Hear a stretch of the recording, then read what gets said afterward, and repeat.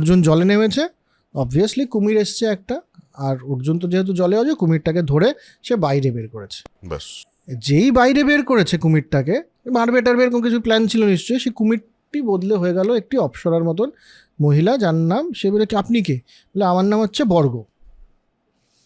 কী ব্যাপার বর্গ? বলে যে আসলে আমরা অপ্সরা, আমরা ঘোরাঘুরি করছিলাম, আমি এবং আমার 4 বন্ধু, বান্ধবী আর কি, সৌরভী, সমীচি, বুদবুদ এবং লতা এবং আমি বর্গ, আমরা ঘোরাঘুরি করছিলাম। তো এক বনে, এদিকের এক বনে আমরা দেখতে পাই এক মানে তেজস্বী ব্রাহ্মণ, সে সাধনা করছে।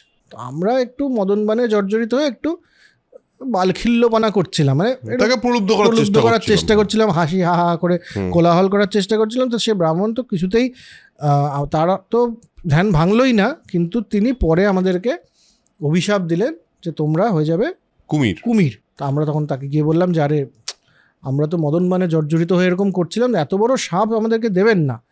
তখন ব্রাহ্মণ বললেন কিন্তু আমি যে বলে দিয়েছি, আমার কথা তো নড়চড় হবে না, তবে একটা ওই সাপ এবং সাপ মুক্তির একটা পদ্ধতি সাইড করে বের করলাম যে কোনো এক পুরুষ শ্রেষ্ঠ যদি এসে তোমাদেরকে জল থেকে বের করে, তাহলে তোমরা আবার তোমাদের পুরনো ফিরে পাবে।